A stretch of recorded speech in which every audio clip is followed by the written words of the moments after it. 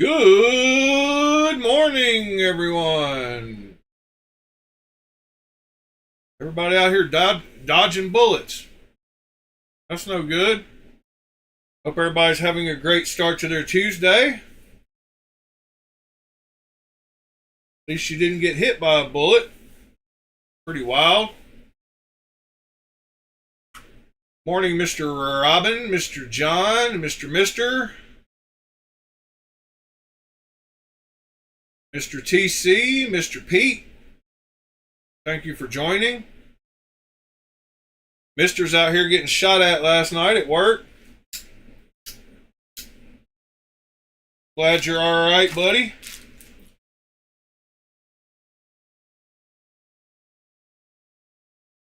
Todd, anyway, hope everybody's doing great this morning. Like I already said, and y'all know, without me even saying it, what knife was in my front pocket last night. No point in even going over it.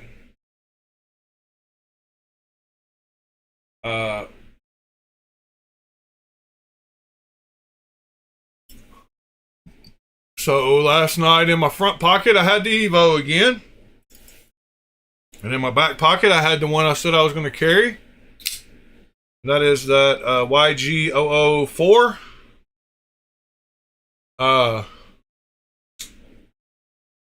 One thing I noticed about this knife is the reverse flick on it. This is one knife where they got that little weird shaped thumb stud thing in the right place. Because this one just lands perfectly on your finger. Some of those are kind of weird. This one works really good. I had that in the pocket, in the back pocket.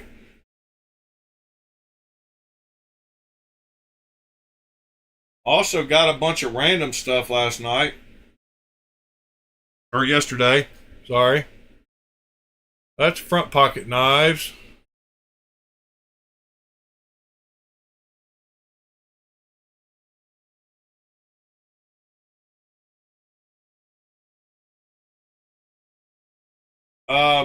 So yeah, I got one of those integral daggers that I showed. I got that integral dagger, and it's a big old boker. You can see it's all, the hilt and all that stuff, made from the same piece of metal. Pretty cool. This thing is a beast and a killing, well, I shouldn't say, and a fighting fighting knife for sure. There's no other reason than this big heavy thing. It's got blades on both edges, so you really can't do any kind of bushcraft. You can't put your thumb on it, that's for sure. So this is a self-defense knife. How about that? Or a battle knife. I don't know how you want to word it, but that thing is made to do some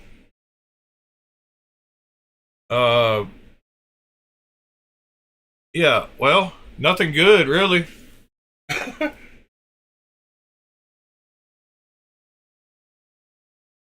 you break this out, it's go time.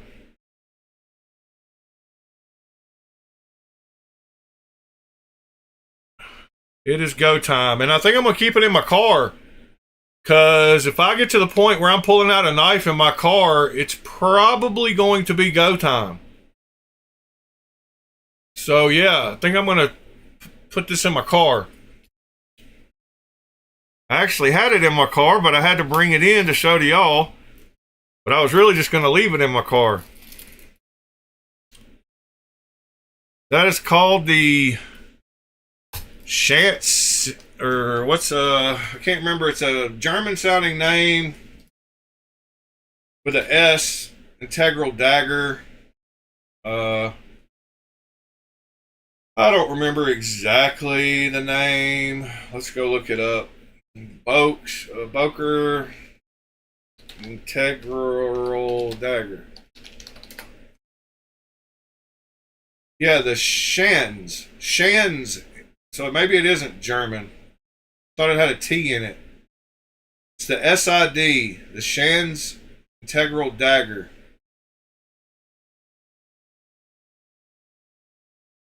Almost 12 inches long. I wanted 13.4 ounces. I don't believe that. It's got to be a pound.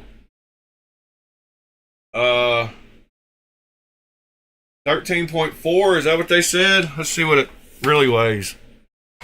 It's got to be a pound.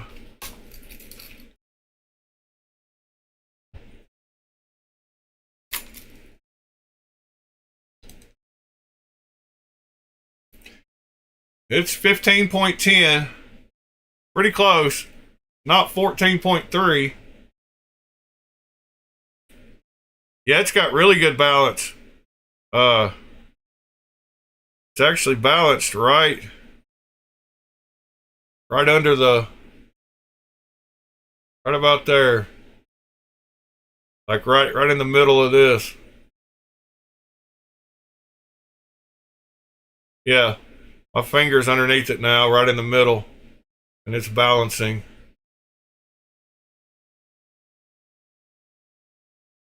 So that's cool.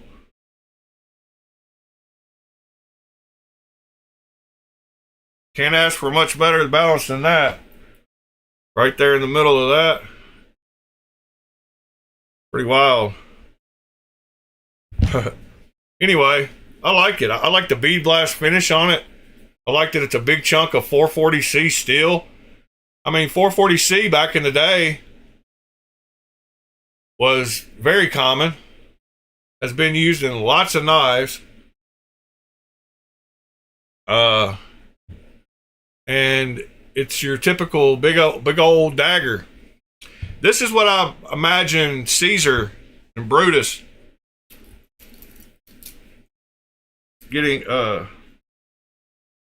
into it with.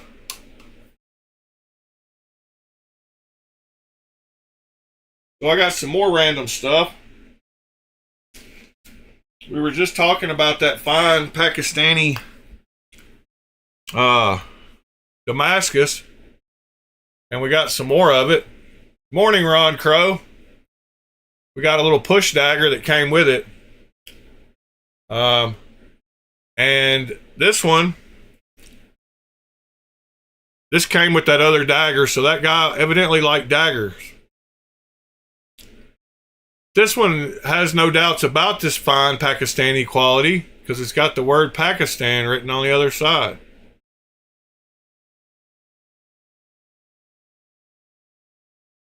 Pakistan. But yeah, this came with it. I got them both for $40, so I was like, run it. Run it. So both of those for $40. That dagger was $120, and the push dagger was another $20. So $140 for $40. I'll take it. All right, then we had some other random stuff.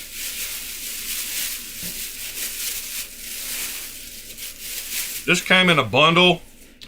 It's a Timex Expedition, a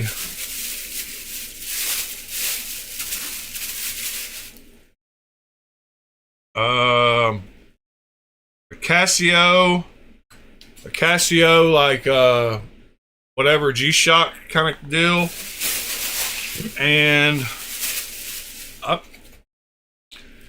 that is the Timex Explorer. The cool thing, that one has a really cool Indie Glow face on it.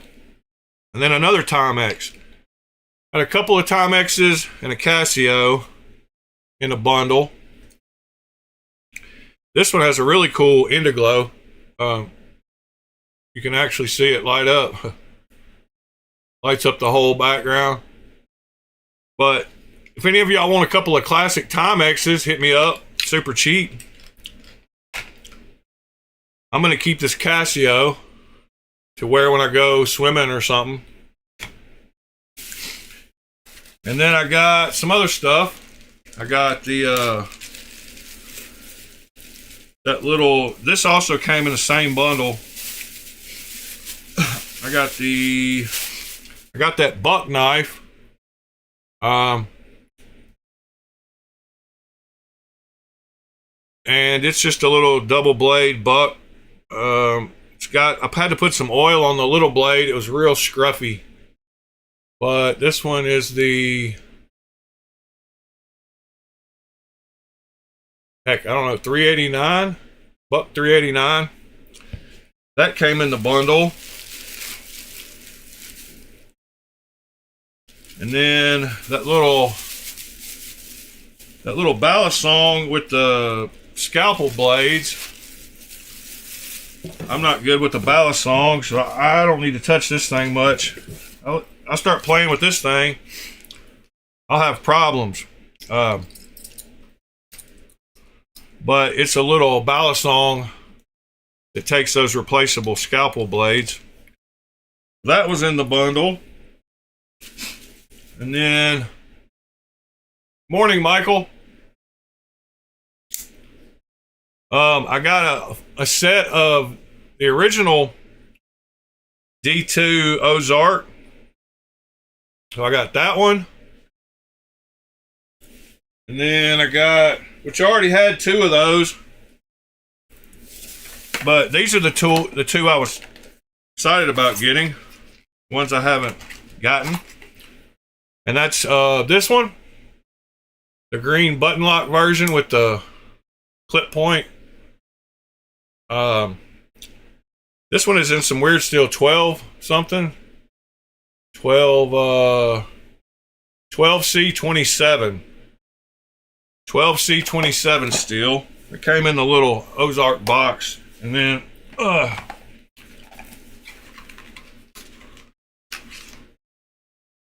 and then I got the aluminum one that I've been wanting, and that is the Tonto with whatever that color, copper colored blade,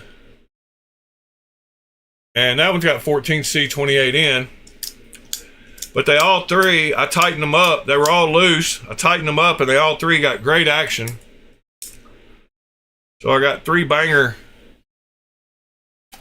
Ozarks. And that buck and that balisong and those 3 watches in that bundle. What a weird bundle.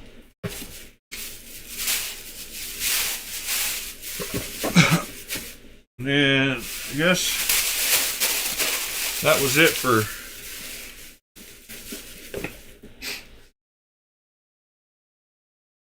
deliveries. I really like this one, the aluminum one. I like the button lock one too. It kind of feels like, almost feels like an Asher.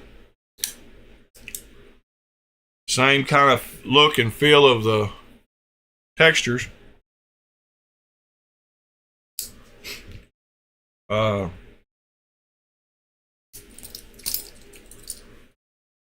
This little thing's cool though. Yeah, this buck, I mean, we talked about bucks. Not having that many.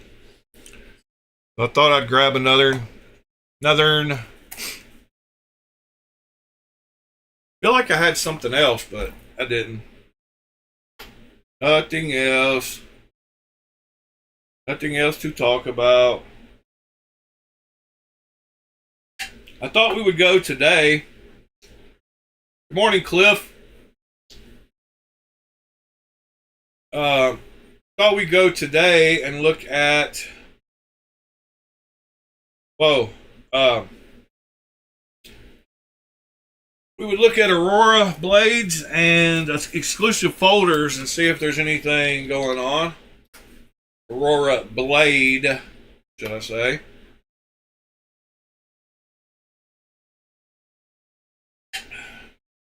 And see if we see anything we like.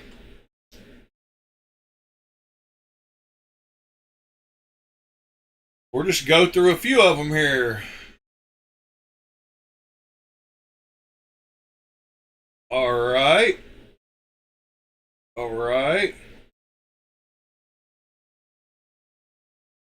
Do we have We have an integral here, guessing.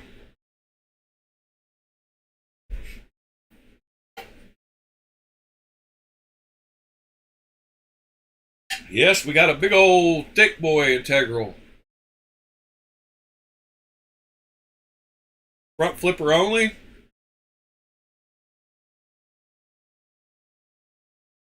Like the nested liner locks with the button.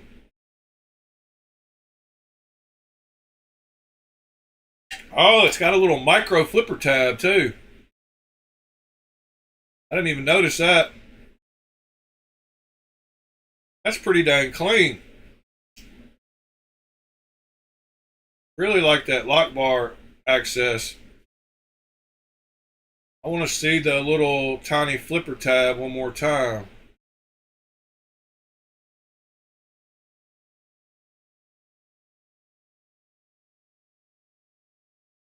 All right. Yep, they just cut out that corner barely. That's really cool. I like it.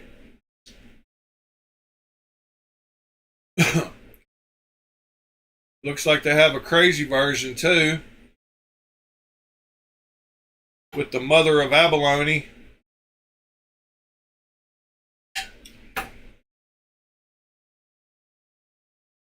Polished blade, maybe. I thought we might run across something interesting. Look, they got it front and center. They know how to be proud about it. Be proud about that back shot.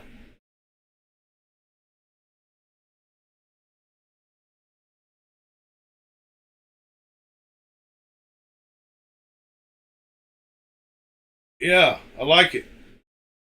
All right. What we got next here? New Forever Steel.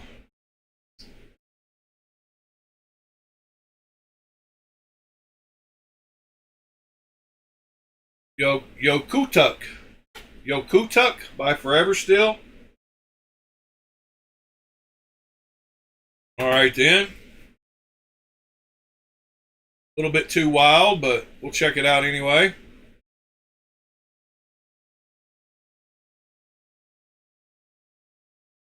Oh, got another. Wait a minute. Yeah, solid integral. Back shot. Well, it's the year of the back shot. Pretty wild. Only video they have doesn't show much. 7 seconds.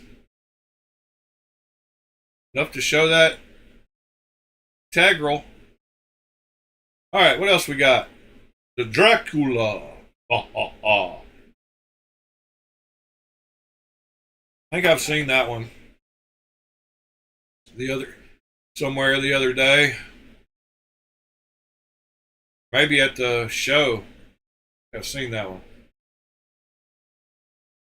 Oh, oh, oh. The Hitman by HR. That's the one they had at the top up there. $3.98. Wild color combinations there. They're really bringing out that gold this year. Gold seems to be hitting hard recently. I like that box it comes in. That's pretty awesome. It's not a box at all. It's a pill canister. All right, the Luna 2. Oh yeah, I saw this one last night. Or at least I saw a post about it. Let's see. Green Zircotai. DLC. Standard with M390. Copper. Aha. Here. There's all three of the blade types. Nice.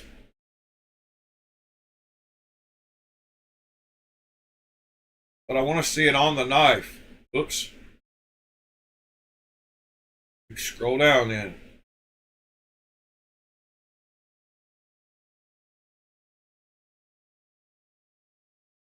Huh. Luna.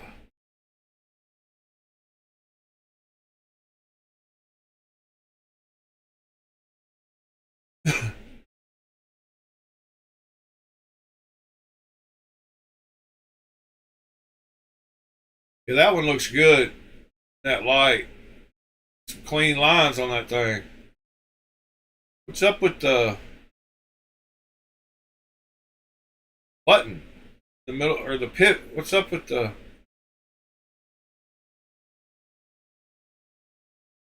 pivot being off centered? I don't know, it throws me for a loop.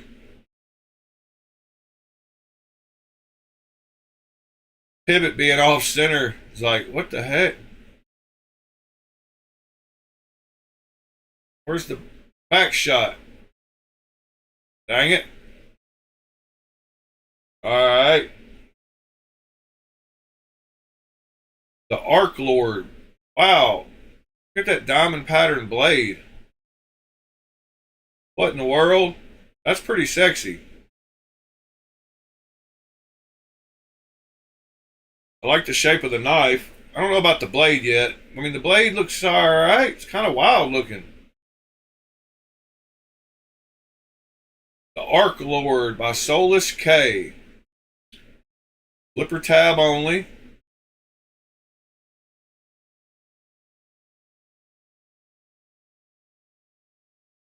Oh, it's a button lock. It's a that's pretty cool. The pivot button lock somehow. Unless I'm seeing that wrong. Could have sworn it looked like he was pushing in on that pivot. Well, that's pretty good patterning. That's a great picture. Yeah, what's up with him pushing in on the pivot? Is it really a center? Wow, it's got good tolerances. Yeah, he really looks like he's pushing that in. Yeah, because it's sitting up here, so it's definitely a... That's cool. Probably says that somewhere if I close this.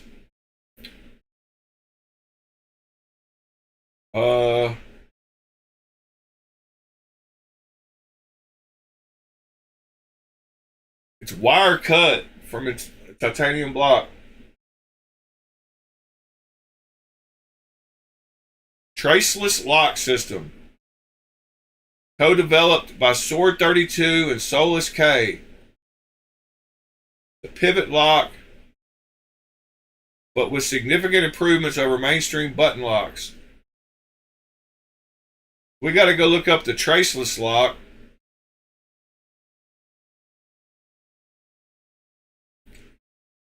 By Sword 32.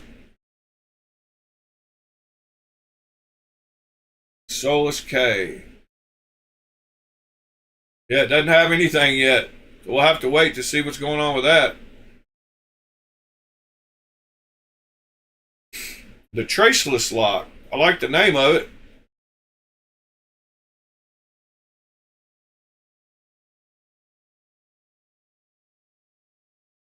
Less is more.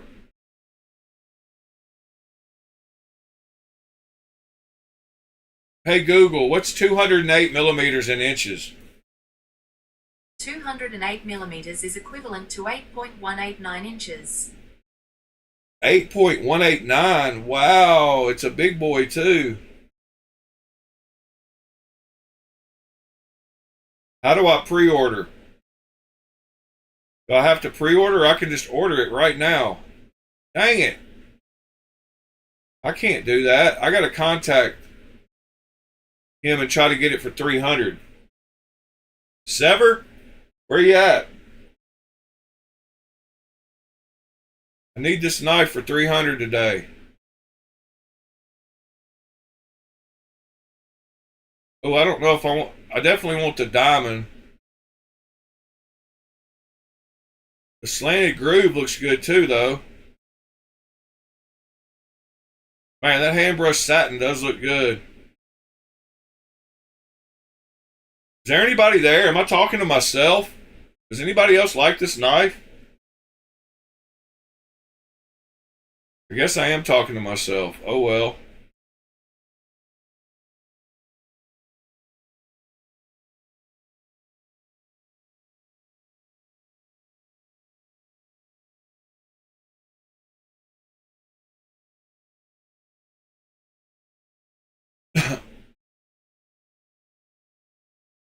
I can't believe it's 8.2 inches long, but looking at it in his hand there, you can tell it's pretty big. Well, I'm glad at least you're here with me, TC. The Arc Lord. I need a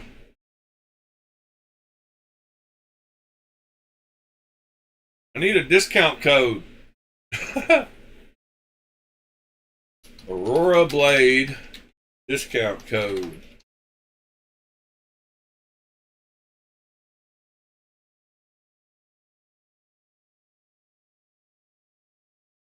Oh, Canada. Not gonna work. Yeah, I think if you email the guy, you can get a better deal. What I've heard.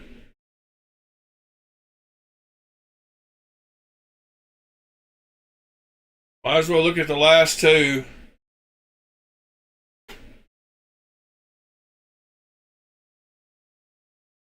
That's way wild.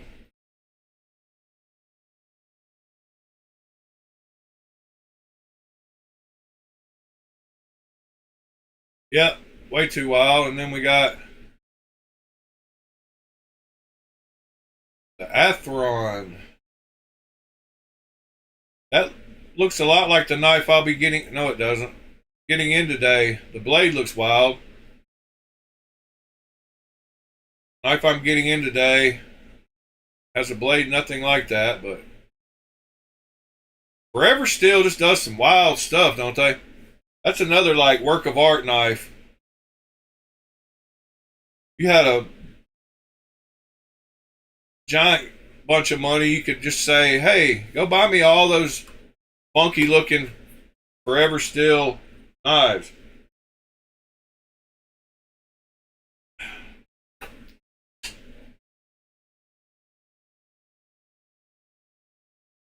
Have a pretty wild shelf full of knives. Cabinet.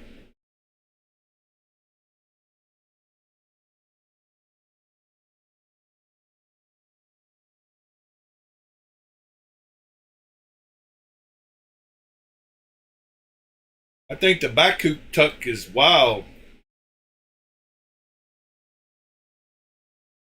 Baku tuck. Baku tuck. What's up with the button at the top?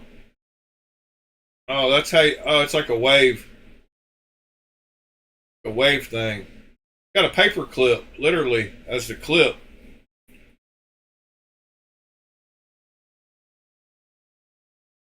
But it looks a lot like a paper clip. More so than other wire clips. Oh, the silver one really looks like a paper clip. Good grief. Pretty wild, though. Oh, there's the full dress.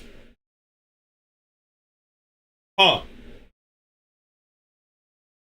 Oh, they got two different blade shapes? Or does it come apart? What's going on here? What's that little one? I'm confused. That's two different things going on here. Three different things going on. Huh.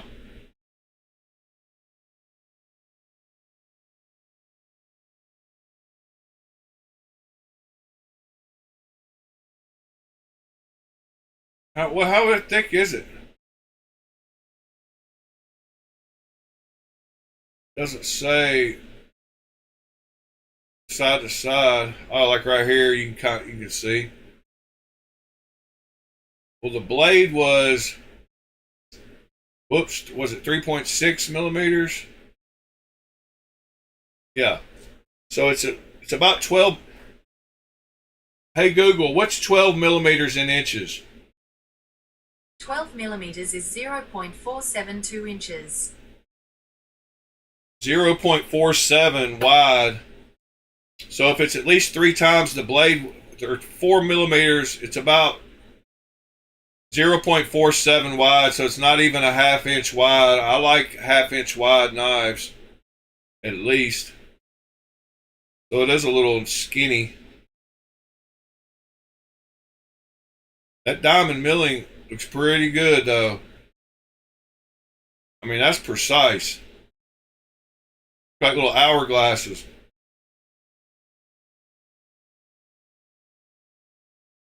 Pretty wild.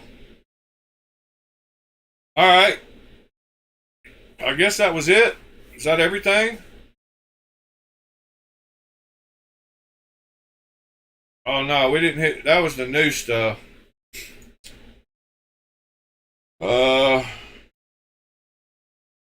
Armor special edition. The Aurora pin, even it's big.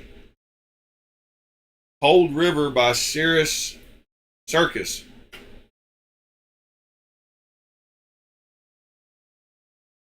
What is the size of that?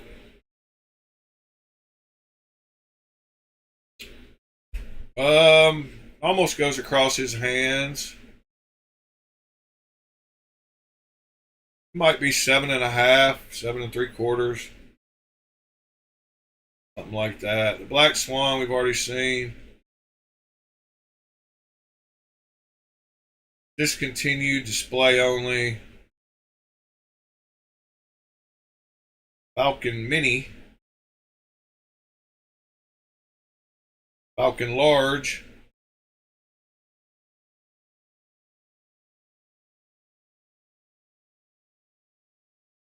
Pretty wild looking thing. Telling you, man, you had all the Forever Steel full dress versions in a cabinet. Be an awesome collection. Could you imagine being somebody like Mark Wahlberg or somebody that just had like tens of hundreds of millions of dollars and literally just being able to tell your assistant to like make that happen? Like, hey, I like that brand. Let's get all of them. Give me all the best versions of all their knives. And throw them in a case on my wall in the living room. And it just appeared one day. Morning, Waylon. That would be pretty wild. Nick Cage. I could see Nick Cage with the Forever Steel collection.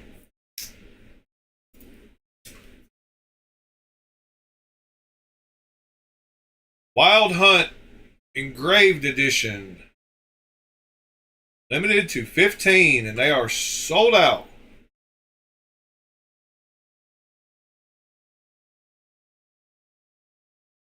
Like that Harpoon and Compound Grind. Like the fact it doesn't have a flipper tab and it's thumb studs only.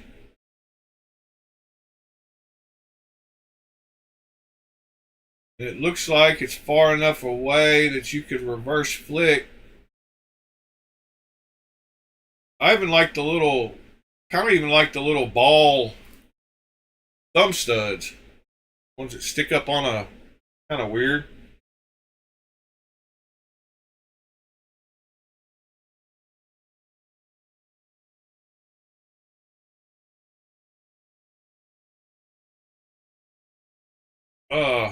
Let's see.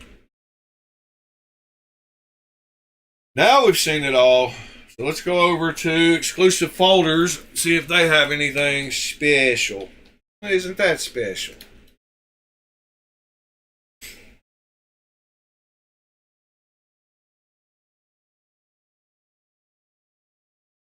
Go to the new in section.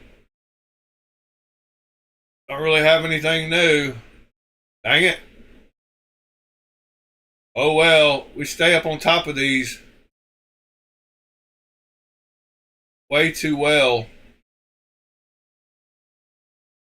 because we've seen them all.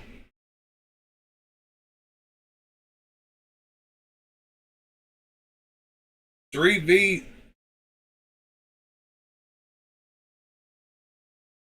axe and sickle.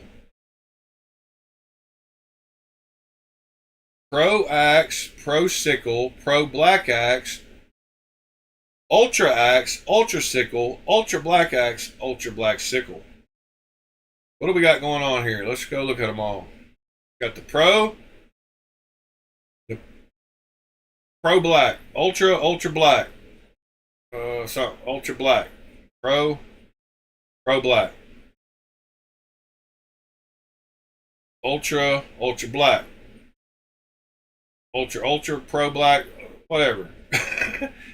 We got the black and white versions of each one. That black one with the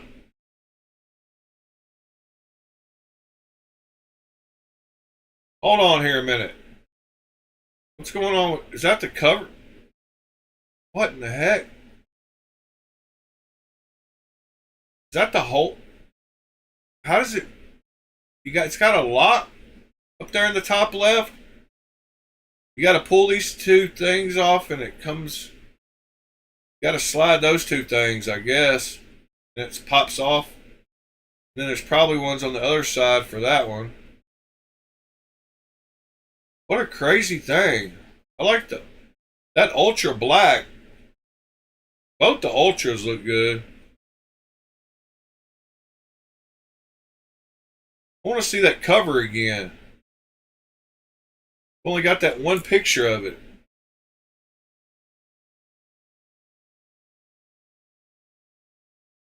Morning, Christopher Hinckley.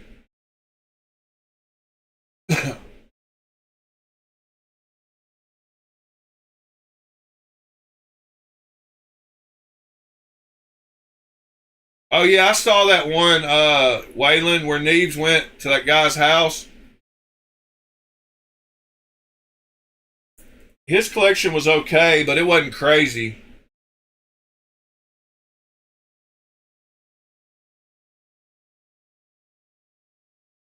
Yeah, I didn't even check out the full prices of the. Oh, is that one of the pictures? Yeah, okay, sorry. I wasn't looking, John. But what's the Ultra Black cost?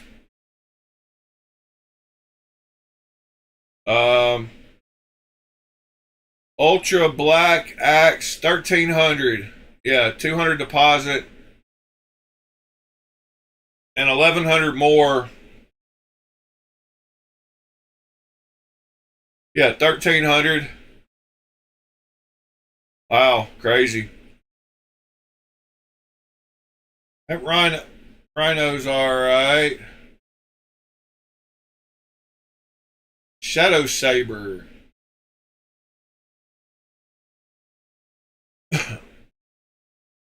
The Mundus. That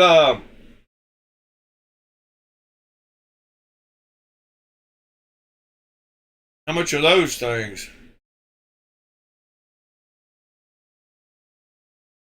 $9.75.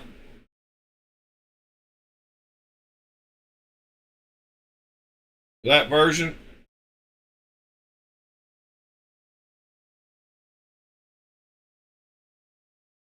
Yeah, when you pull that out, I thought, good grief, I thought this was just a weapon. Like, this thing is boring to being just a weapon and a dangerous and nothing good. But that one we just saw, you break it out, and you really don't have no choice but to hurt somebody.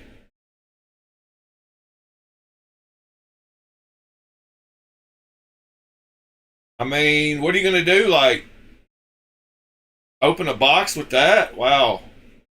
Be careful. That's all I'm saying. Uh-oh. Got a fire my ashtray.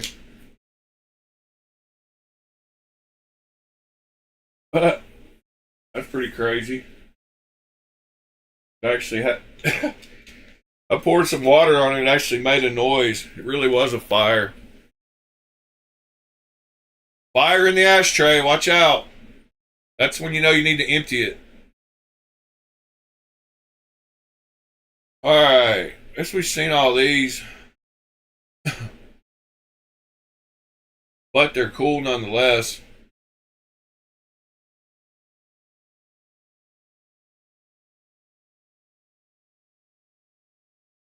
That Mundus Knives is in Kentucky. I contacted them. I like to go up and see their factory or watch them make one.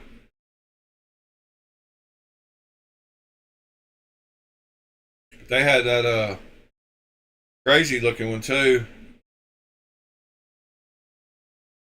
$5,000. It makes a crazy vibration though when you open it, like a tuning fork.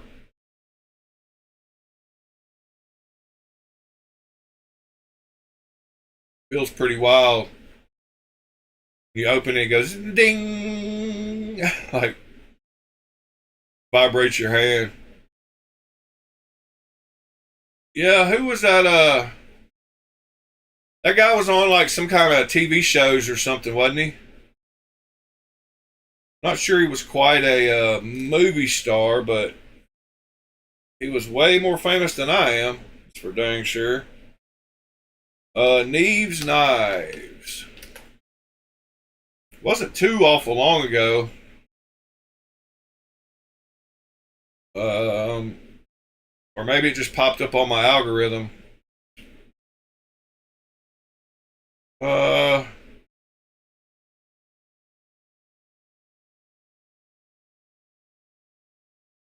Oh,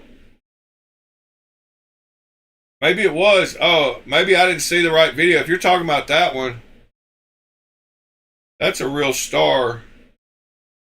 This other guy was like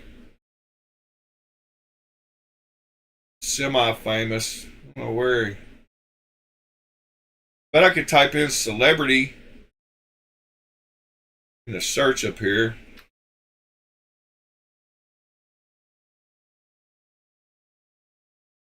Is this?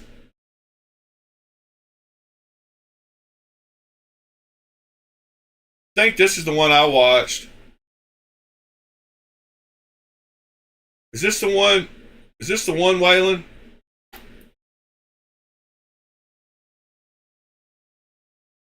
Yeah, this is the one I watched.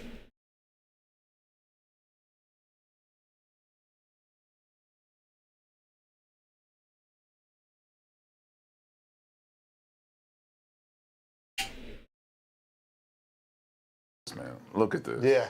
But You had to get crazy. it's so unique. This Persian style blade with that upsweep. Look at that. It's like a pirate. It's like a pirate, and it just fires out. Yeah. And then it came out in black, and when you have. I didn't even know they did this one with the micarta. With the black micarta. Yeah, I think it's well done. Yeah, very cool. But yeah, this is just a. Yeah, I watched that video. I don't have too many spring-assisted knives, although there's 3 of them in this case. But as you can see, he's breaking out a CRKT ritual instead of a Forever Steel crazy knife. But he still has a cool collection. I'm not dogging dude's collection. I forget, what is that? Micarta? Ritual's a cool knife. I think it's called ivory micarta. Yeah. With that blue That is bolster really right cool. there. That is really cool. I mean, open it up, Praxis? man. I love the acoustics on that one. Oh, I know. Take a listen, right? Yeah, no, this one sounds really good. This one even sounds better than mine because of the copper. I think so, yeah. Yeah, that copper. It almost sounds like glass smacking together or something. It's very good. And you got a ZT. I got a ZT, man, with some aftermarket red micarta scales. Oh, okay. Very And, cool. Yeah, tiger stripes. I don't know what they call it. What's Yeah. the? It's a 20 CV, 20V. Yeah, I think it's 20 CV. No, this one's. Yeah, this was S30V. This is an older one. It's a smaller one. I forget. I forget what that one's called. Man. I forget too. But Damn, we should know. it's all right. It's all right. Yeah. It's a chava that you can get from certain button locks. So, I do some little flair, little tricks with that one. I got a lot of cuts because of that knife. Yeah. Dropping it. This guy, one, I don't even know what This is a ridiculous one from the same company, Dagger. It's like an Italian, like a 15th century Italian short sword. Whoa. I forget the name of it, but in Italian, I think it means Yeah, that's 5 cool. fingers. I mean, some of his stuff's cool. It's got a very cool Because it'll take sound. off all 5 fingers. Probably, man. But look at that thing point it came comes down. to. Listen to it. Let me shut up. Oh man, yeah, listen to that. That thing just sounds scary whipping out. Man. Look at that. Yeah, that's pretty cool.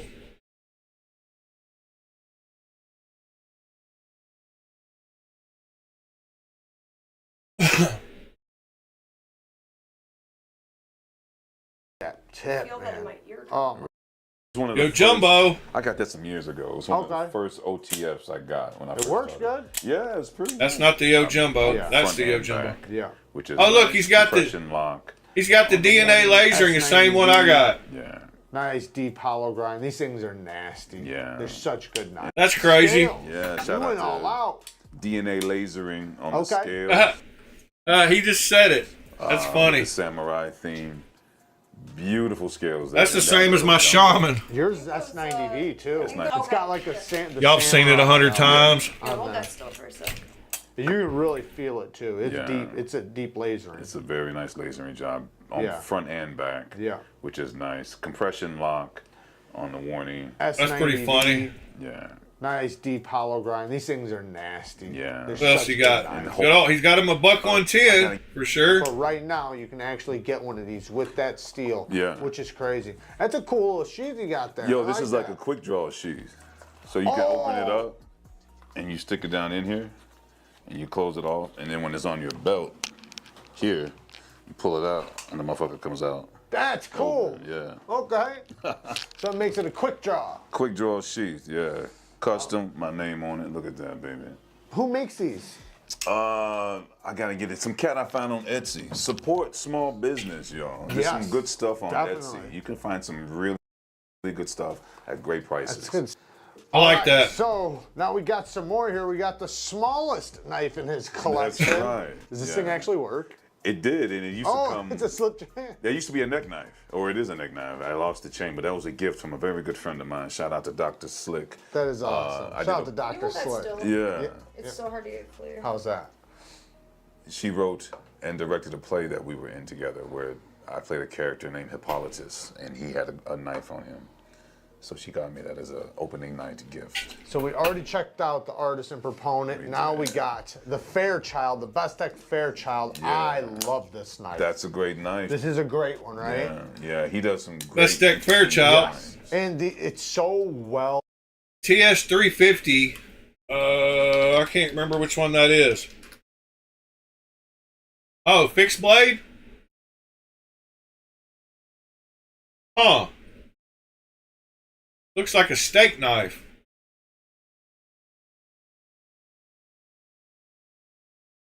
That's one of them skinny ones. Hey friends, my name is Jake. Welcome to Canadian. That's cool though. I didn't know they made one that size.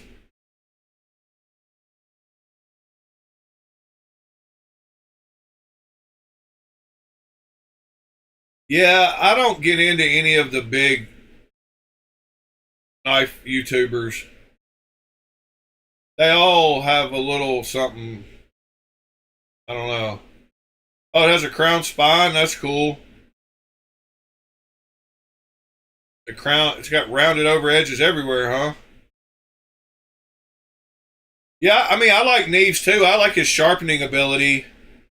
There's parts of all of them I like. I try to focus on that instead of what I don't like. But I can't watch any one of them for very long. I have to jump around. Watch here one, here about one thing, and another one because he's got a super cool knife that nobody else can get. And then if I want to see some budget stuff, I roll on over to Amerihair. But yeah, it looks like a cool little fixed blade. I mean, it's smaller. Spanish tip razor. What do you got here? Yeah, it's called. What is this one called? Something razor. Yeah, Spanish tip razor. Yeah, Spanish tip razor. Because you know the Philippines, when Spain was, He's in got quite a conquering few the best Filipinos, techs, huh? They used to cut the tips off of their agricultural tools, so they Oh, couldn't okay. use them as best tech. Yeah. Which is designed loosely off of a native Eskimo style. Yeah, blade, I Nessmuk. believe. And it does have a titanium, basically an inset frame lock. What's that called? What the heck do they call them? They did it on the Kershaw. Yeah, I know what you're talking about. It's like a Subframe lock. Subframe lock. Subframe Yeah, lock, subframe. I got it a little before you. You did. You got me. You got me. But yeah, no, it's really cool. Yeah. Very smooth too. Nice wide blade, like a skinning kind of style knife. Yeah. Oh, what was that again? The Loch Ness. Best Tech Loch Ness. Ah.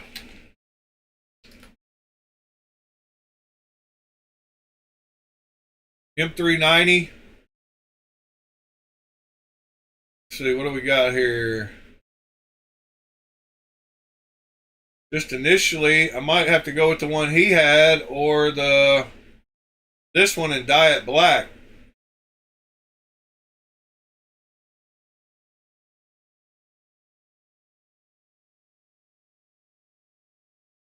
Yeah, that's like a Nessmuck a little bit. What was the other one called he had?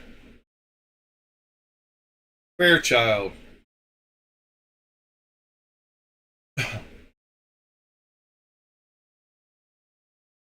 Fairchild. There's the plain Jane Fairchild for $322.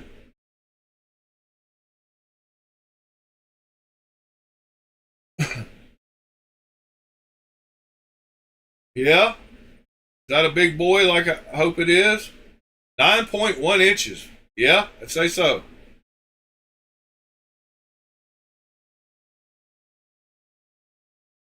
Yeah, I do like Outdoors 55. I like that guy a lot. I could watch him a lot more than some of those people. And there's another guy that does some sharpening videos. He sits outside a lot. I used to watch all kinds of sharpening videos.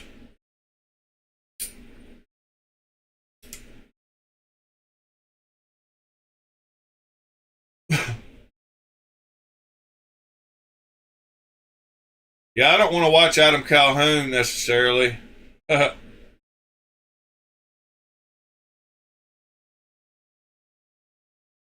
That's funny though that Neves hooked up with Adam Calhoun. That's pretty wild. Up church next. Like,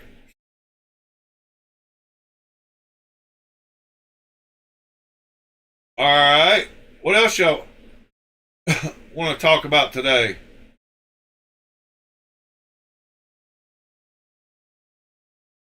I got been watching all kinds of crazy. I'm telling you, I've been watching Cool Kicks videos. I watched some blade people making some knives the other day too. Japanese food craftsmen. So this is a great channel, Japanese food craftsmen, because they show a shop in Japan and then they tell you where you can buy them. And usually give you prices. Yeah, right here. So this is the guy in the video, and they offer his knives for sale, which is pretty cool. Yeah, I was watching these. They use some crazy techniques over there, like the water heat treat, and they polish blades with a bristle brush. And they use these wet. They have to put on like vests and all kinds of stuff to do their sharp. They use this wet wheel, gets water everywhere, and they like lean over it. It's pretty cool how they do these in these old Japanese shops. 僕らはもうすぐ隣なんで、こここうなってるからもうちょっとこういう風にしてほしいということは気になれば普通の人は言うようにはしてるんですけど、そのおかげで Pretty cool though, watching them use all these machines and how they use water to temper and heat. I mean, heat treat. Yeah, pretty wild. But this channel is pretty good. Japanese food craftsmen. If you go here, they got all kinds of Japanese knife makers. The one I watched, I watched this guy right here. That's the one I watched. He's been doing it for 40 plus years. And he says he likes to make 100 and 200 at a time. Because, but watch him put on this vest here in a minute. Check this out. So here's the, oh, he puts a clay. So they put clay on the edge of the blade to keep it from heating differently. But check out this outfit he puts on. He puts on the full getup. And he has to fill all these stations with water. And then it just slings water at him.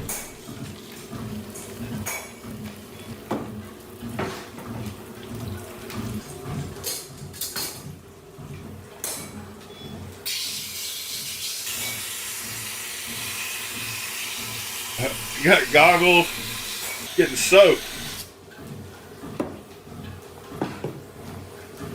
He's been doing this for 40 years.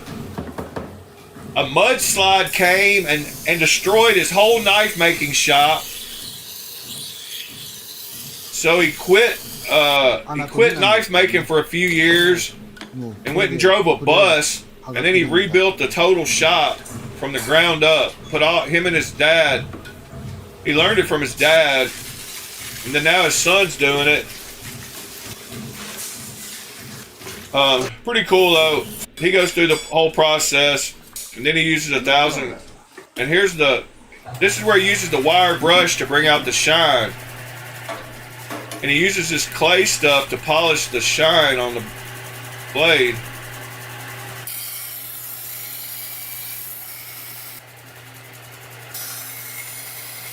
But you can see that muddy clay water that he uses to bring out the shine.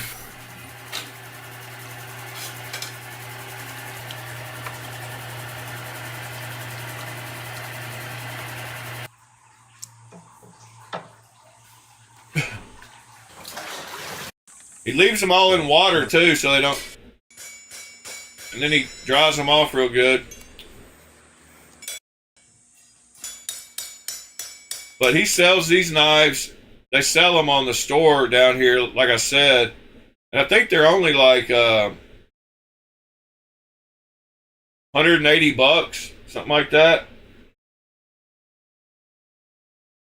So the big one is $170.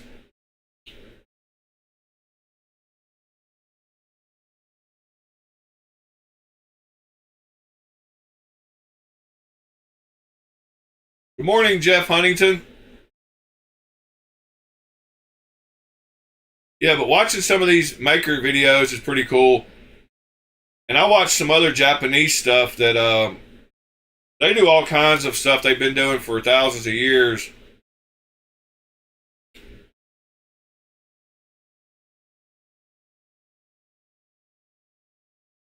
Somebody else posting their Evo.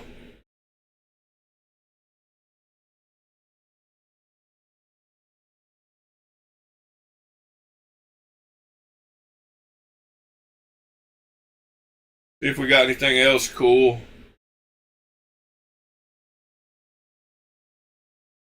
Which one of y'all's fingernails are those?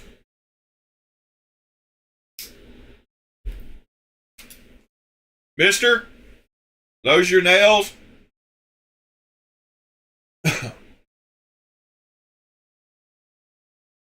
Chevalier.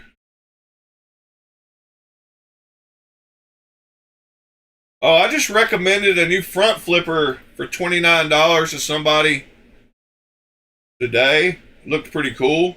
There's that Luna.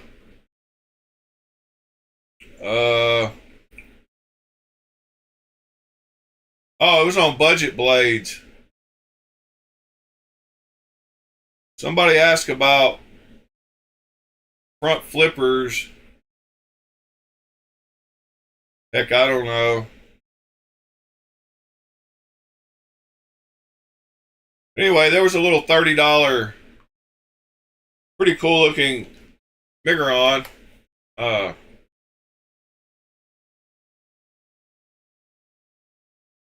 It had that same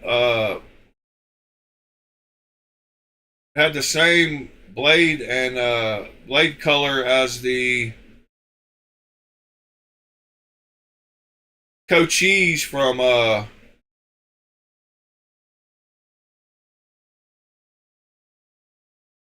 where was it? Dang it. Wasn't the Valona. Wasn't the Acri. I think I went down too far. But it had the same finish as the Azusa Blade Works with the PVD color and the yeah, here it was. So yeah, this little front flipper for $29.95 looked pretty nice, but it had that same PVD coating that the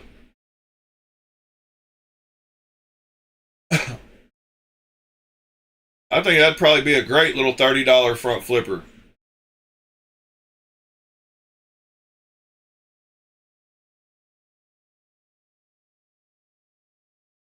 It's got D2 blade steel, which I'm tired of. Said that yesterday, so.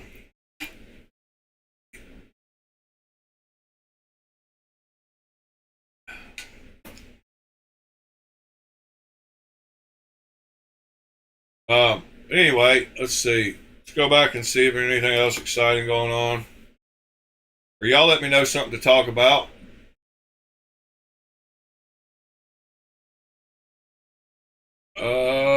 Let's see. Those are all bangers.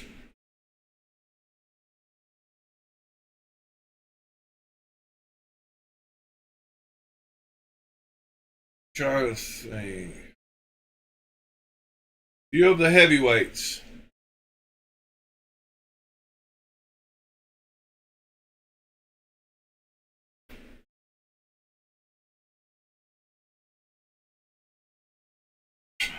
There's a live wire clone.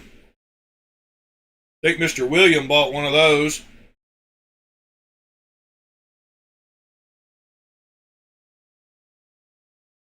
I tried to talk to a guy about buying a Persian for cheap last night, but he wasn't having it.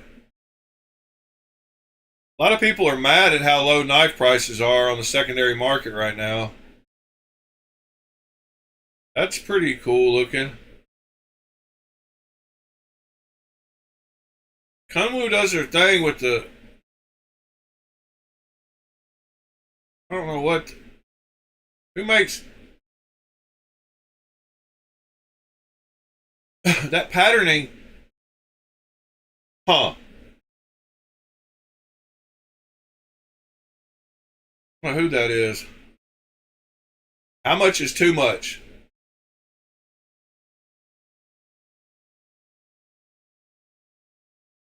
I kind of like black and Damascus. Can't lie.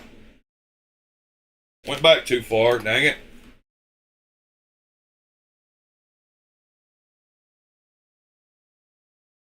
Neil Kamimura. Neil Kamimura.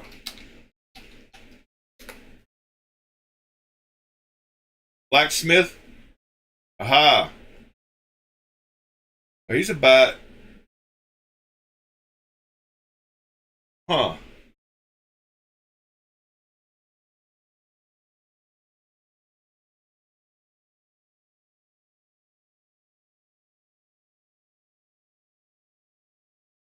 Neil Kamimura.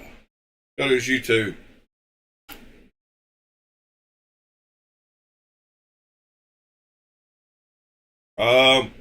Popular.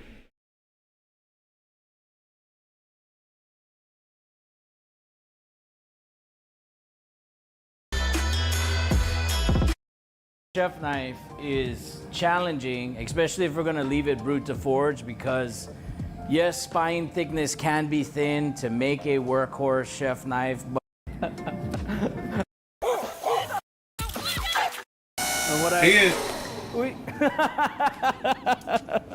what I'm doing with that is so that I have something to hold on to with my tongs.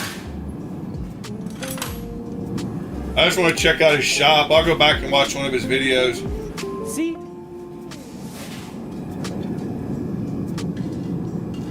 Got a little forge about the size of a propane tank, just like we talked about.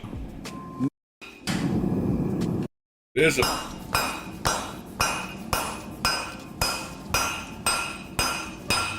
real deal.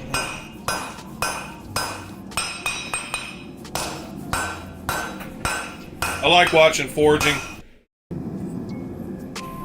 Was this guy on like Forged in Fire or something? Hit it like this, and you're actually gonna see the heel bulge like that. And then you come on this side.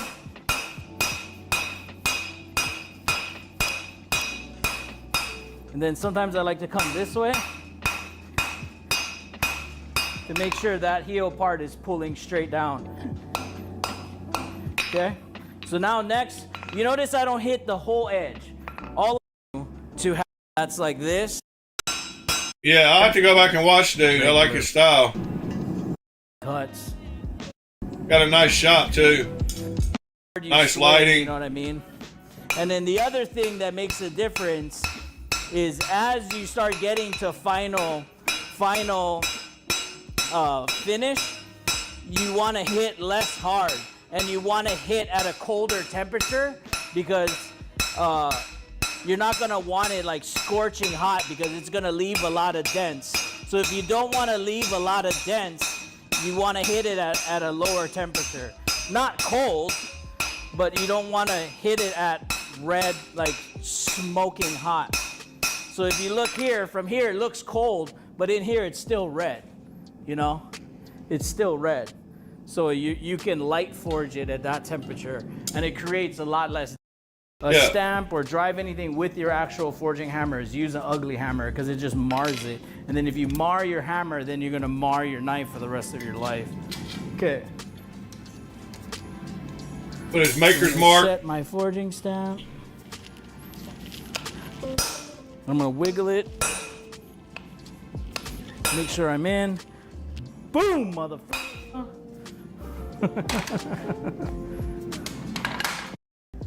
That's cool. Let's see the finished product real quick. And so now all we're doing is to be thin, and then it goes to grind this and leave this to brute to forge, and I can go over that and show how you do that. But the only way to help us is to subscribe and like and be nice so that y'all go check him out.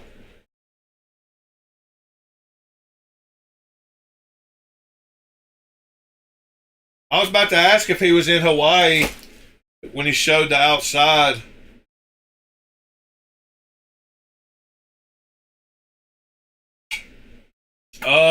John, no updates on the Waka clone except that it was supposed to be like 5 weeks out a couple of weeks ago. I'm thinking it's probably about 3 weeks out, hopefully. But we should start seeing something pop up about it because these guys stay in their inboxes. No, I haven't heard anything about it, John. I'm waiting on it for sure. They seem to have done really good with the FSD. So they're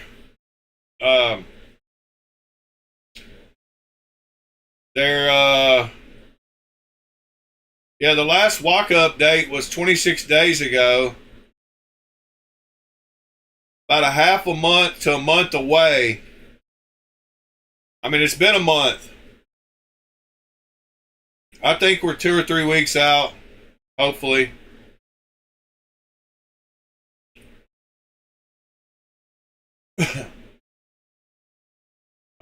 Somebody else wanted to know 8 days ago.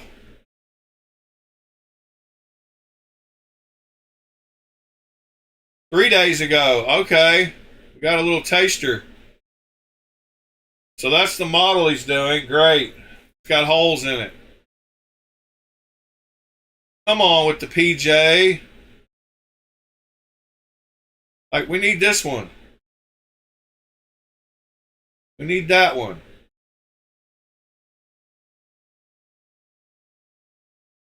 Don't you agree, John? We need that one instead of the one with holes in it. Dang it. They are going to be nice, though. Looks like he's got the pivot area good, shape good.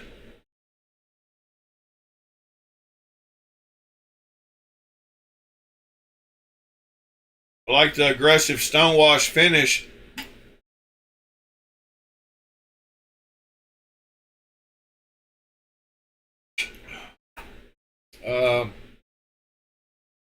Yeah. So there you go. There's an update 3 days ago. This guy pretty much the Puckett Factor, he pretty much stays in their inboxes trying to keep up on stuff.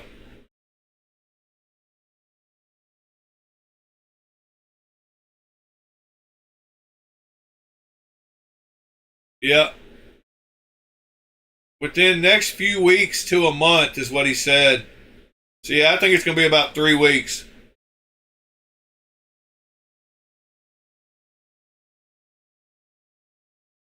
All right. That's cool. There's that guy I was talking about that has all those crazy amount of clones and knives from China that got in it right at the right time.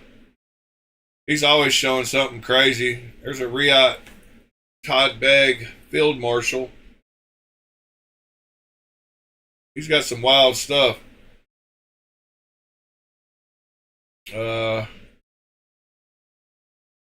Somebody else. Oh, yesterday, White Mountain Knives sold out of those. Y'all already saw that. The little QSP front flipper. Forced patina. What do we got here? Let's see it.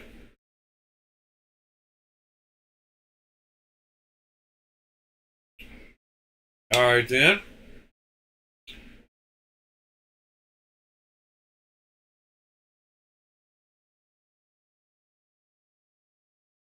Marlboro. What else y'all want to look at?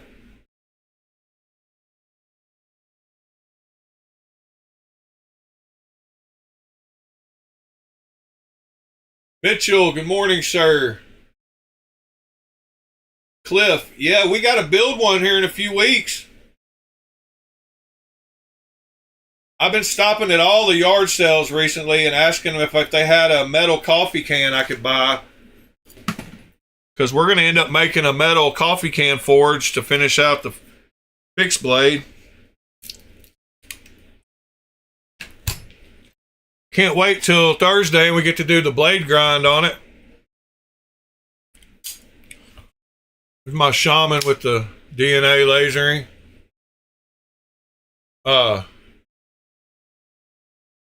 Yeah, it is super grippy. Mine's kind of worn down now a little bit. It used to feel a lot more grippy. Yeah, I'm excited about putting the blade grind on it. We got to see this all the way to the end, so we got to make a forge and all that stuff.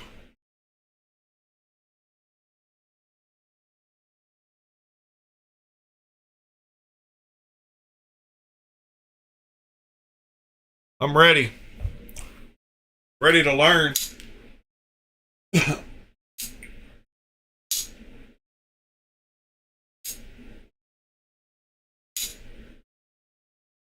How big is a number 10 can? Yeah, I could just go use I didn't think about that. I just need one of those industrial green bean cans or one of them crazy restaurant cans. That would be good one.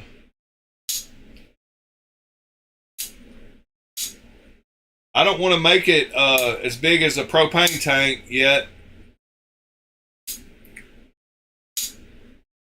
Waylon, I had a friend buy one of those for a different reason. We won't talk about it, but if you look up online why people buy those, let's just say he's is no longer with us.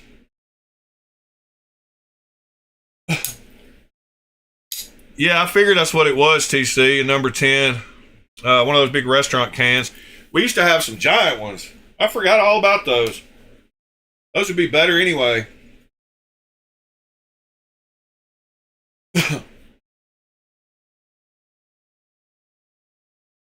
See you later, Ron Crow.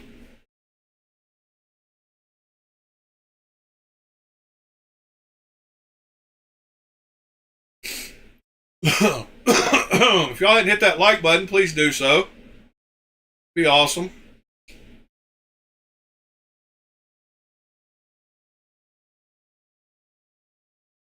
Let's see, what else? What else?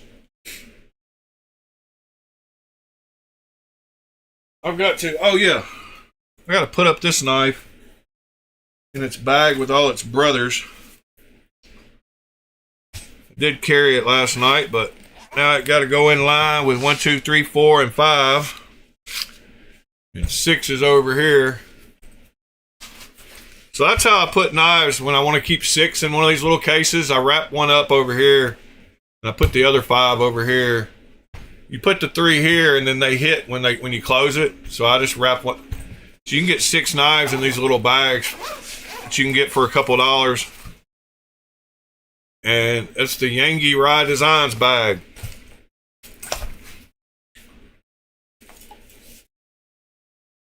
That's how I keep up with my knives. Yep, I'm happy about getting this one though. I want to use it a lot. And this one does feel really good. This button, thing I was surprised the most about is how they have absolutely 0 vertical play. Both of them.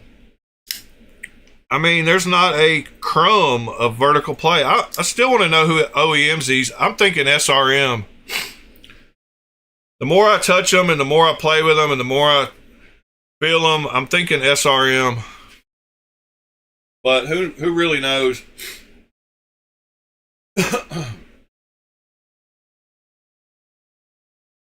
But if somebody was going to meet the price they wanted to do it, I bet SRM would do it. Or Sanrenmu.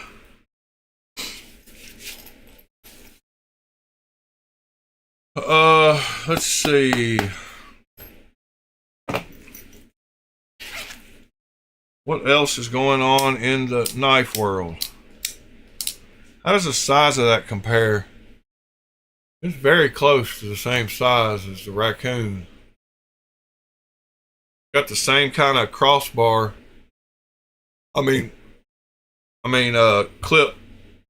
Clip mount. Clips are very similar too. A little different. They all got those reversible clips though.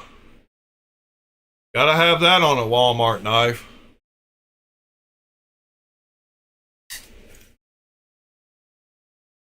Yeah, that one has 0 play too. This one feels beefier, of course, than this one. It's a little wider. A lot wider, actually.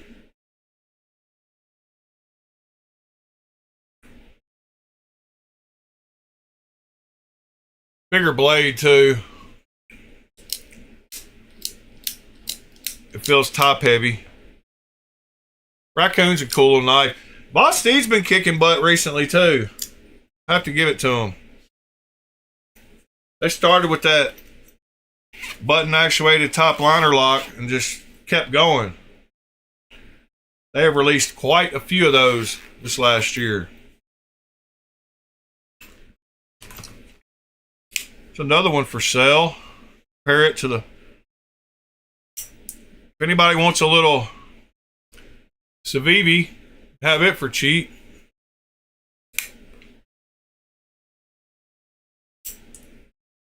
Whibbit.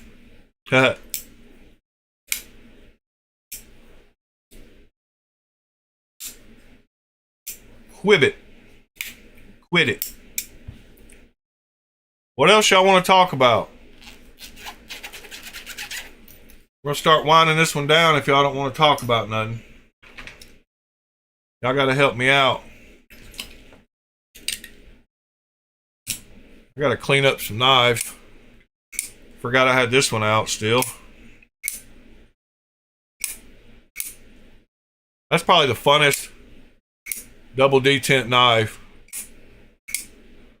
you could possibly get. Got such a nice click.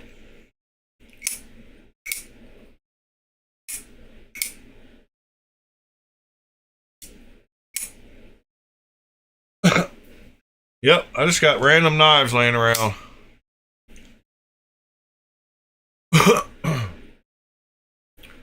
As usual.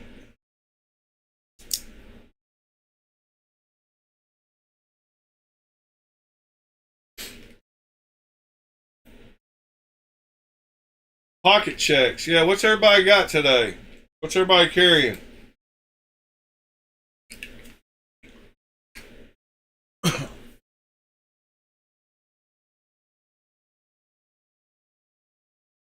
What impact does size of the pivot have on the action? I would say little to none.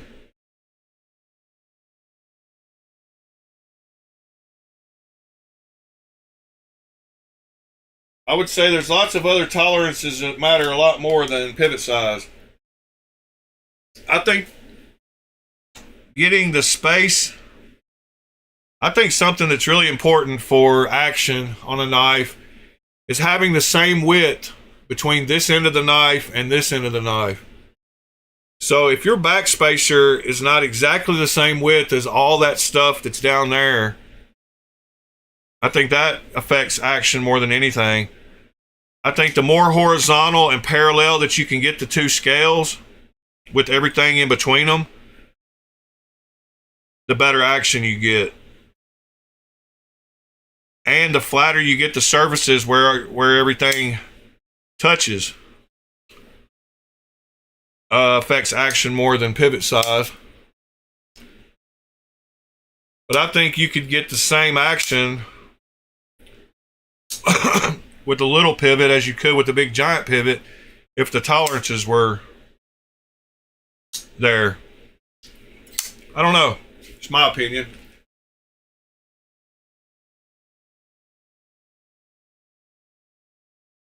It's all about tolerances, really. Because if you get that blade hole riding on that pivot correct, shouldn't matter, really. Especially if you have a little oil, a little Earl.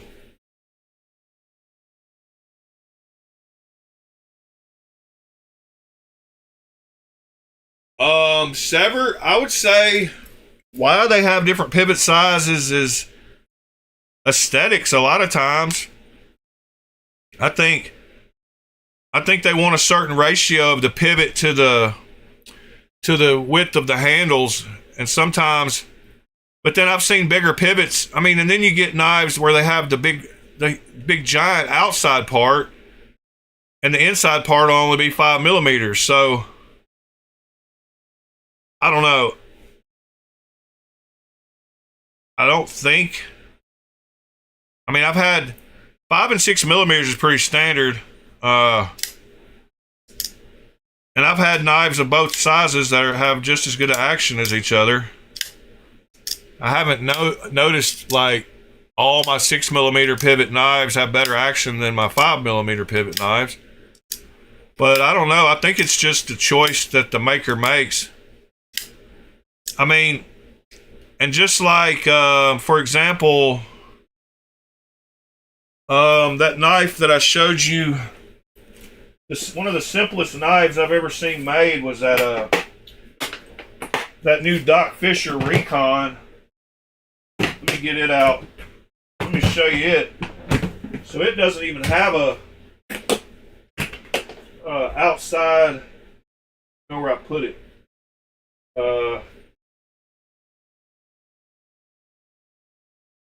Yeah, right here. So see on this side it has the big pivot thing, but on this side it just has a screw. So I mean, it's a very minimal design. But yet this knife has some of the best detent of any knife I've got. I mean, it's very, very crisp detent. But yeah, it's got one side that's got the big cover thing. The other side just has a screw. I wanted to show y'all, I talked about the fact that this knife right here was the knife that makes me want to make a folding knife because of how simple it is. There is absolutely nothing to this knife. And if you had a way to properly shape and flatten and work a couple of slabs of titanium, there is no reason you shouldn't be able to make a knife like this. Where's my other stupid... I always lose one of my torques. There it is. I already had the right one out. That's funny. Let me show you this though.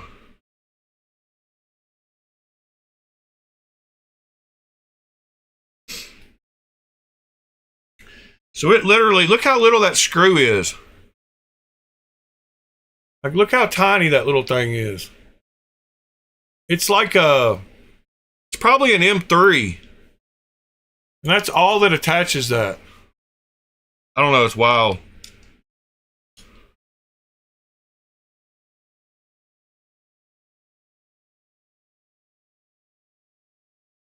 Check this out though.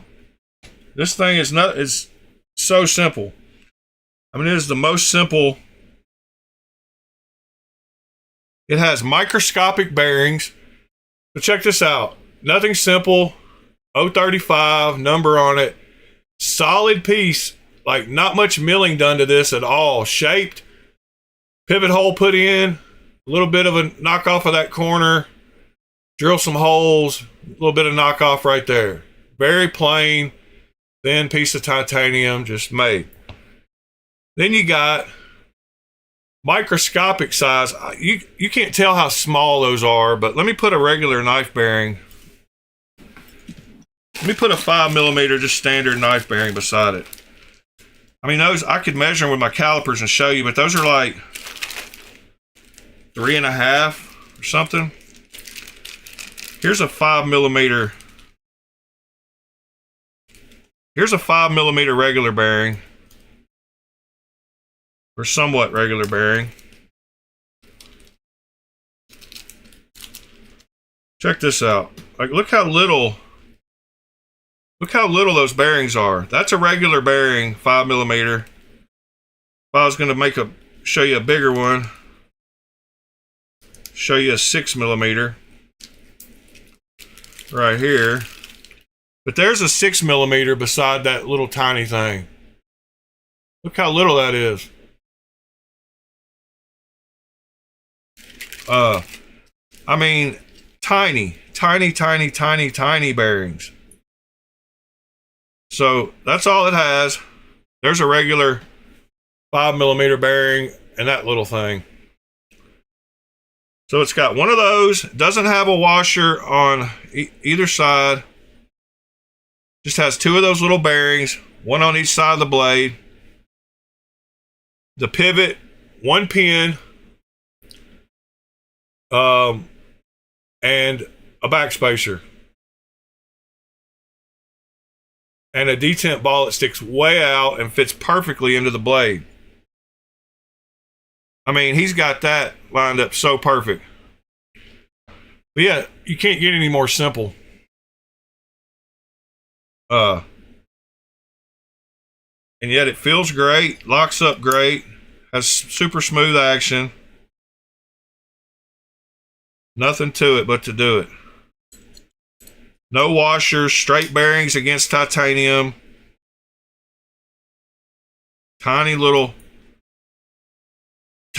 screw. So yeah, I think I'm gonna try to make a folding knife.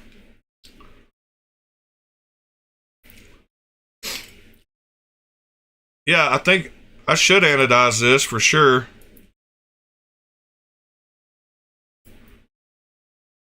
I'm about to go through and anodize a bunch of knives. just to change them up.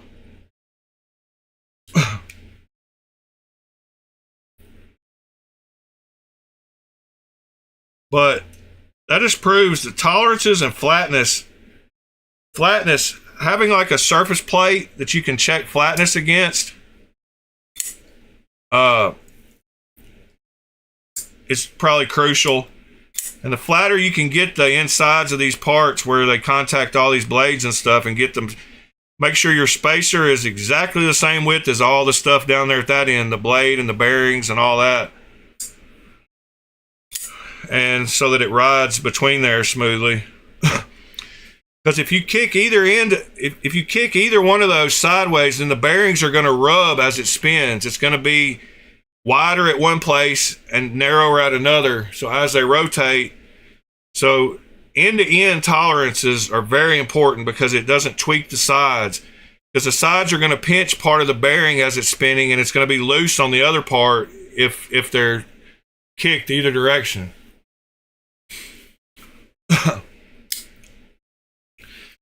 I did get the laser. I did work on the laser last week on my day off. I plan on doing that again tomorrow. And I'm about to have some lighters, some Zippos to show y'all. And I'm about to start trying to, I'm going to start off with trying to do some milling patterns on titanium. I'm going to try to laser some diamond patterns and some different patterns. And I'm going to laser patterns and then anodize them and see what we get. But I do have my alignment dialed in better, which is what I worked on last week. I wanted to be able to throw something in there and know where it was on screen perfectly so that I can align patterns to it. And with having to focus a laser, it's kind of difficult to explain, but when you have a laser light, let me just pretend that this is the bed of the laser. I'll try to explain it to you. So we're looking sideways at the laser, and you have the little laser head up here that's throwing the beam down, cutting stuff, okay? Well, if I was to lay something on this bed here, let me lay it over here. All right, let me put it like this. So if I was to lay something on this bed and start to try to cut on it, let me just pretend I need something small. So pretend this was something laying on the laser bed, and this is the laser aiming down at it. So as you see, since the laser comes from one point, as it gets to both ends, it's making an angle as it hits it. So if you start engraving a line into the top of it, and then you start going deeper into it, it's going to go like this on the sides. So the way you have to compensate that is you would need, like, if I wanted to cut through something completely, like if I just laid a piece of metal on the bed and I wanted to take this laser and cut it at the end here, then I could just keep lowering it down and focusing the laser to cut deeper and deeper through that. The only problem is it's going to cut it at an angle because of the way the laser hits it. So to counteract that, I would need to move this part over every time that I wanted to go deeper to keep a straight line. And it's kind of hard to explain, but when the laser comes from one point and you're working on stuff, it's always going to be making an angle. And so the deeper you go, it's going to continue that angle. So you can't just cut straight through something except right here in the very middle. Right here in the very middle, the laser is going to be going straight. So as you go deeper, so as I move this down to focus the laser deeper and deeper into the part, because that's how you have to adjust it, is by moving this up and down to focus the laser. So it's got a little thing that you turn to raise this up and down. So as you focus the laser, anyway, and as you focus the laser, anything you put down here on the bed, if you're back here, then on the screen, it's not going to be moving as much as if it was right here, and vice versa. So the parts are going to get bigger and smaller as you move this head up and down. So that's why I was talking about I wanted to find the placement on my bed where when I put stuff on there, I know where it is on my screen. And but according to this, it would move it. It would change the size of it. So you gotta. It's kind of confusing, but you have to learn where your focus depth is, and you have to make a little jig. Like what you do is you focus the laser to the surface down here, and then you make a little jig that fits between the head of the laser and this surface. And you can like you make a stick, like this, and you hold it between whatever you're wanting to laser. So I would lay this on top of this knife, and I would make sure that it touches the laser, and you make you a little stick that makes your focal point. And then no matter when you start lasering something or how deep or thick it is, you can adjust it by this little jig you make. So there's lots of things about lasers when they're coming off, when they're all coming from one beam in the middle here. You don't think about that when you're not into lasers, and that it's going to be making an angle the whole time. Yeah, so if you could make a 3D printer type bed that moved back and forth, then you could laser right in the middle and move this according to how you wanted the pattern, and you could also make straight lines all the way through by moving the bed back and forth. That'd be super cool to come up with.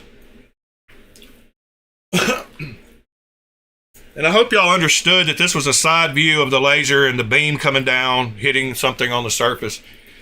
It'd be like this in real life. And it'd be drawing.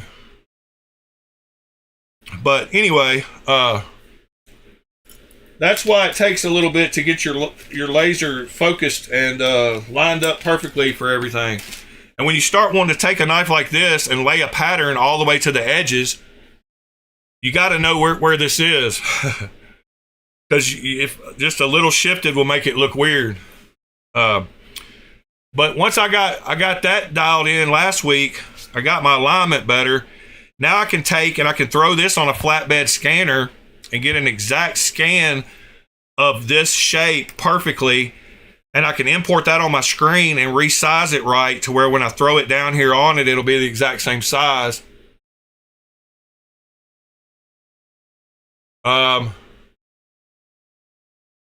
Pete,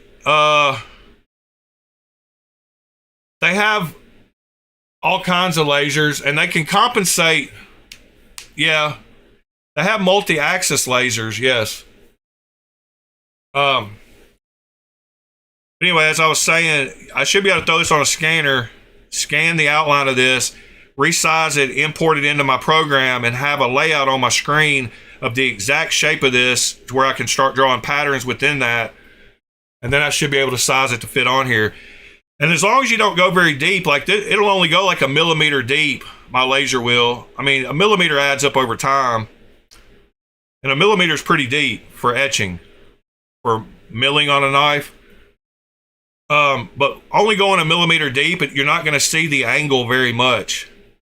It's not going to angle very much.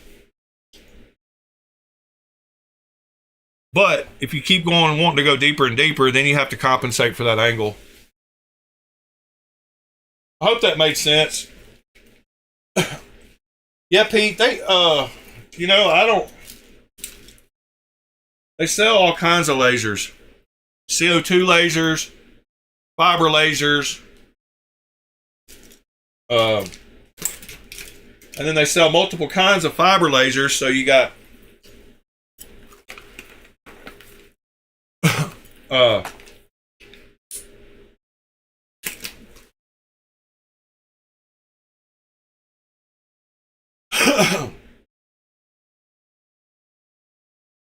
yeah, it's something I hadn't thought about either until I got into it. And I could think all I wanted to, well, why can't you just keep moving it down and cut something right in half if it'll keep cutting a millimeter out at a time? And then it was about the angles.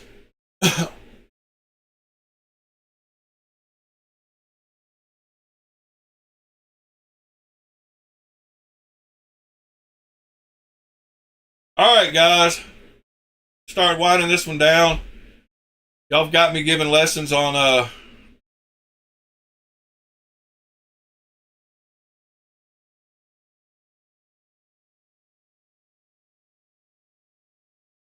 and Pete, the further you get away from that laser, it gets pretty big of an angle. I mean, you get 2 feet away from it and start drawing on something that's 8 inches long, you're gonna get. He said 8 inches long. You're gonna get quite a bit of an angle coming from that middle, like a 45-degree angle.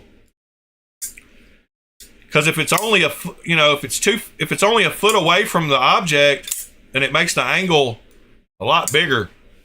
It can almost be a 45-degree angle by the end of it.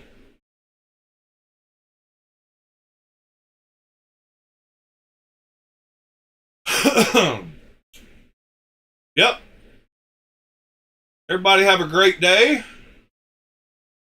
Tuesday. Tomorrow's my day off. Try to get into the laser some more. Thursday, we're going to do the blade grind for sure. No excuses this time. No oversleeping and missing Lowe's and Home Depot. I'm going to have it fully built tomorrow and tested on another piece of metal besides this blade and know that it works before we even get to Thursday.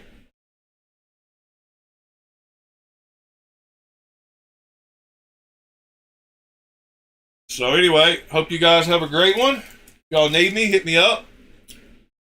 My email is right there in the top right corner, Blade Alchemy for you. If you need help with anything, let me know. If you want to talk about buying a knife or want me to recommend some knives or whatever, got a question about anything, just hit me up. No problems. Anyway, I appreciate all y'all. If you haven't subscribed, please do so. I get views from people that, aren't subscribed. It's pretty wild. I get, half my views are from people not subscribed, so it's kind of crazy. I guess I better say that every now and then. And one more time, if you hadn't hit that like button, please do so. I should get my chevron today, Pete. So I'm excited about finally getting a chevron.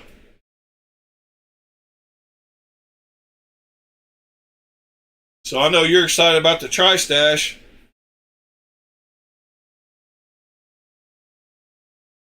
Should get my chevron. Waylon, have a good day, sir. Pete, Mitchell, Cliff. Appreciate you hopping in. Michael, of course. John, Robin, Jeff, Sever 7, TC, Mr. Whalen, I already said that. Ron Crow, appreciate you, sir. And anybody else? Christopher, appreciate you. Y'all have a good one. And we'll see you tomorrow.